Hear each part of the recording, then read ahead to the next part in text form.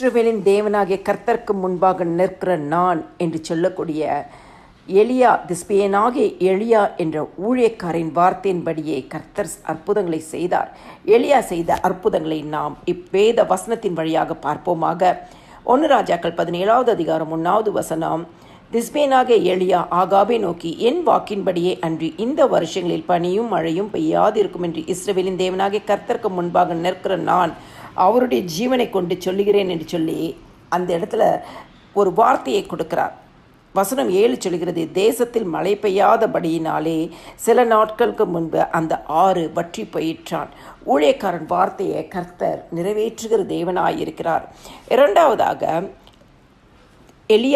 எலியா சாரிபாத் என்ற ஊருக்கு கடந்து போகும் பொழுது அங்கு ஒரு விதவையை காண்கிறான்.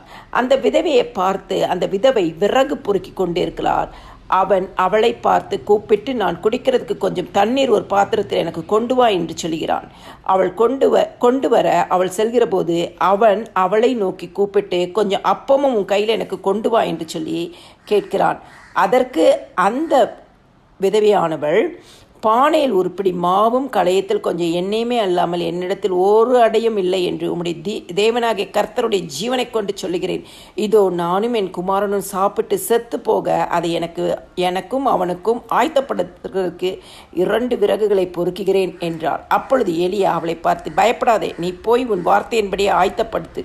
ஆனாலும் முதல் அதிலே எனக்கு ஒரு சிறிய அடைய பண்ணி என்னிடத்தில் கொண்டு வா. பின்பு உனக்கும் உன் குமாரனுக்கும் பண்ணலாம். கர்த்தர் தேசத்தின் மேல் மழையை கட்டளையிடும் நாள் மட்டும் பானையின் மாவு செலவழிந்து போவதும் இல்லை, கலசத்தில் எண்ணெய் குறைந்து போவதும் இல்லை என்று இஸ்ரவேலின் தேவனாகிய கர்த்தர் சொல்கிறார் என்று சொல்லி எலியா சொல்லுகிறார்.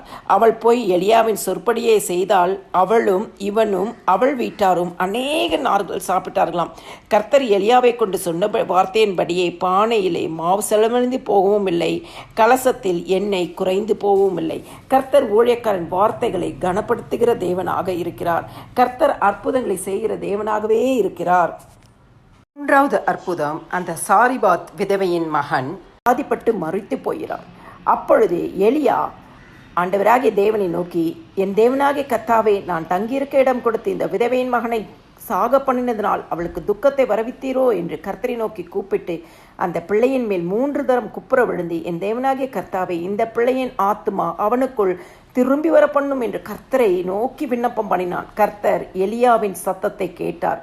பிள்ளையினுடைய ஆத்துமா அவனுக்குள் திரும்பி வந்தது. அவன் பிழைத்தான். ஆண்டவராகிய தேவனுடைய சமூகத்தில் எலியாவின் விண்ணப்பம் கேட்கப்பட்டது. மரித்த மகன் உயிரோடு எழுந்து வந்தான். 4வது அற்புதம், எலியா செய்த 4வது அற்புதம் 1 ராஜாக்கள் 18வது அதிகாரத்தில் நாம் பார்க்க போகிறோம். இந்த ஆகாப் ராஜா எலியாவை கண்டபோது, இஸ்ரவேலை கலங்க பண்ணுகிறவன் நீ அல்லவோ என்று கேட்கிறான். ஆனால் எலியாவின் பதில் எப்படி இருந்தது? உம்முடைய தகப்பன் வீட்டாருமே இஸ்ரவேலை கலங்க பண்ணுகிறார், நீரும் உம்முடைய தகப்பன் வீட்டாரும் என்று சொல்கிறார்.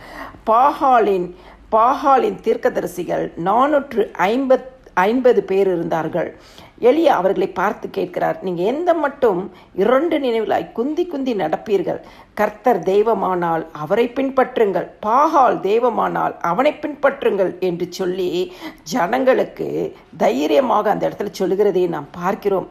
கர்த்தரின் தீர்க்கதரிசிகளில் மீதியாக இருக்கிறவன் நான் ஒருவன் மாத்திரம்தான், ஆனால் பாகாலின் தீர்க்கதரிசிகளோ 450 பேர் இருக்கிறார்கள் என்று சொல்லி இந்த பாகாலின் தீர்க்கதரிசிகள் பொய் என்று நிரூபிக்க எலியா சொல்கிறார், இப்பொழுதும் 2 காளைகளை எங்களிடத்தில் கொண்டு வரட்டும்.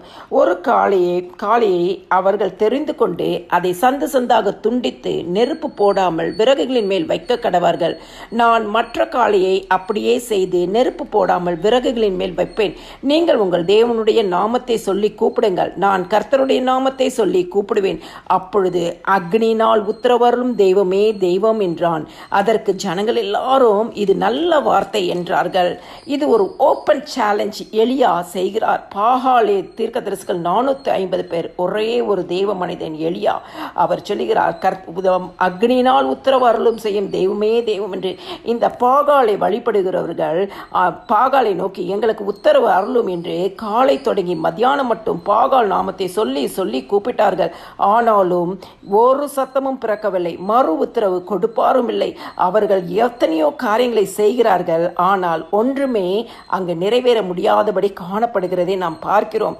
பின்பு எலியா சகல ஜனங்களை நோக்கி என்கிட்டே வாருங்கள் என்றான். சகல ஜனங்களுக்கும் அவன் கிட்டே வந்தபோது தகர்க்கப்பட்ட கர்த்தருடைய பலிபீடத்தை அவன் சப்பனிட்டு, உனக்கு இஸ்ரவேல் என்னும் பேர் இருப்பதாக என்று சொல்லி கர்த்தருடைய வார்த்தையை பெற்ற யாக்கோபுடைய குமாரரால் உண்டான கோத்திரங்களுடைய இலக்கத்தின்படியே 12 கற்களை எடுத்து வைத்து அந்த இடத்துல எலியா என்ன சொல்கிறார் என்று சொன்னால், ஆபிரகாமுக்கும் ஈசாக்குக்கும் யாக்கோபுக்கும் தேவனாகிய கர்த்தாவே, இஸ்ரவேலில் தேவன் என்றும் நான் உம்முடைய ஊழியக்காரன் என்றும் நான் இந்த காரியங்களெல்லாம் உம்முடைய வார்த்தையின்படியே செய்தேன் என்று இன்றைக்கு விளங்க பண்ணும் என்று சொல்லி கர்த்தரிடம் கேட்கிறார். அது மாத்திரம் இல்ல, தேவரீர் தங்கள் இருதயத்தை மறுபடியும் திருப்பினீர் என்றும் இந்த ஜனங்கள் அறியும்படிக்கு என்னை கேட்டருளும் என்று சொல்லி ஆண்டவருடைய சமூகத்தில் அவர் கேட்கும் பொழுது கர்த்தரிடத்தில் இந்த அக்னி இறங்கி அந்த சர்வாங்க தகன பலிகளையும் விறகுகளையும் கற்களையும் மண்ணையும் பட்சித்து வாய்க்கால் இருந்து தண்ணீரையும் நக்கி போயிற்றாம்.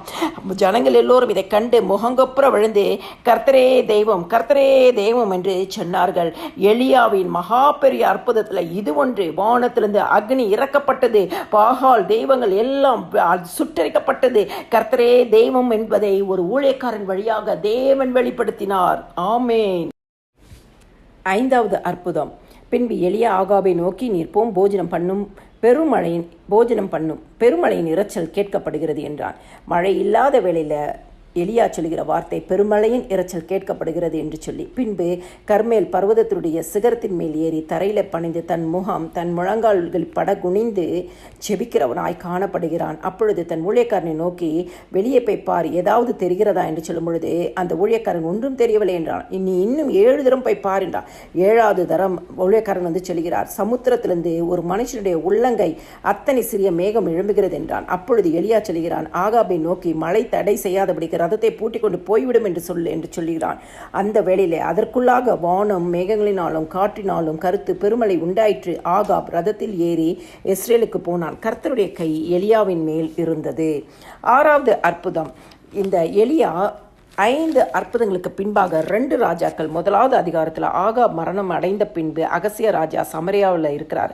அவர் தான் வியாதிப்பட்டு இருக்கிறார். அப்போ தான் வியாதியிலிருந்து பிழைப்போனோ என்று சொல்லி எக்ரோனின் தேவனாகிய பாகால் சேபுரத்தில் போய் விசாரிக்க ஆட்களை அனுப்புகிறான். அப்பொழுது கர்த்தருடைய வார்த்தை எலியாவுக்கு உண்டாகி, அவன் தேவனை நோக்கி வராதபடி பாகாலின் காரியங்களுக்குள்ளாய் கடந்து போகணும். கர்த்தருடைய கோபம் வருகிறது. கர்த்தர் எலியாவிடம் பேசுகிறார். அந்த எலியாவிடத்தில் மறுபடியும் இந்த அகசிய ராஜா தன்னுடைய ஊழியக்காரர்களை அனுப்புகிறான். எத்தனை பேர் என்று சொன்னால் 50 பேரையும் ஒரு தலைவனையும் அனுப்புகிறான். அப்பொழுது எலியா கேட்கிறார், அந்த 50 பேரின் தலைவனுக்கு பிரதியுத்தமாக, நான் தேவனுடைய மனுஷனானால் அக்னி வானத்திலிருந்து இறங்கி உன்னையும் உன் 50 பேரையும் பட்சிக்க கடவுது என்றான். உடனே அக்னி வானத்திலிருந்து இறங்கி அவனையும் அவன் 50 பேரையும் பட்சித்தது. 7வது அற்புதம். மறுபடியும் அவனிடத்திற்கு அகசிய ராஜா வேறொரு தலைவனையும் அவனுடைய 50 சேவகரையும் அனுப்பினான். இவன் அவனை நோக்கி, தேவனுடைய மனுஷனே, ராஜா உன்னை சீக்கிரமாய் வர சொல்கிறார் என்றான். எலியா அவர்களுக்கு பிரதியுத்தமாக, நான் தேவனுடைய மனுஷனானால் அக்னி வானத்திலிருந்து இறங்கி உன்னையும் உன் 50 பேரையும் பட்சிக்க கடவுது என்றான். உடனே தேவனுடைய அக்னி வானத்திலிருந்து இறங்கி அவனையும் அவன் 50 பேரையும் பட்சித்தது. ஆண்டவர் அக்னியினால மறு உத்தரவு கொடுக்கிற தேவன். இந்த பாகால் இடத்துல கடந்து போன நிமித்தமா கர்த்தருடைய கோபம் வெளிப்படுகிறது என்பதை நாம் புரிந்து கொள்ள முடியும். எலியாவின் வைராக்கியத்தையும் நாம் புரிந்து கொள்ள முடியும். 8வது அற்புதம். எலியா தன்னுடைய வாழ்க்கையில எலிசாவை விட்டு கடந்து போகிற நேரம் எலியா தன் சால்வையை எடுத்து முறுக்கி தண்ணீரை அடித்தான். அது இருபக்கமாக பிரிந்தது. அவர்கள் இருவரும் உலர்ந்த தரை வழியாக அக்கறைக்கு போனார்கள். இது எலியாவின் 8வது அற்புதம். யோர்தான் வழி விலகப்பட்டது. தன் சால்வையை எடுத்து அடிக்கும் பொழுது அங்கு ஒரு அற்புதம் நடக்குகிறது. இந்த நாளிலும் எலியாவின் 8 அற்புதங்களையும் 1 ராஜாக்கள் 2 ராஜாக்களில் நீங்கள் 1 ராஜாக்கள் 17 18வது அதிகாரத்திலையும் 2 ராஜாக்கள் 1-2 அதிகாரத்திலையும் நீங்கள் படித்து பார்க்கும் பொழுது இந்த 8 அற்புதங்களையும் நீங்கள் பார்க்க முடியும்.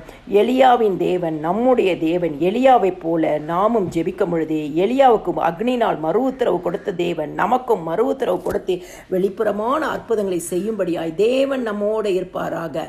எல்லா துதிகன மகிமையுமே ஆண்டவராக இயேசு கிறிஸ்து ஒருவருக்கே செலுத்துகிறேன். ஆமென்.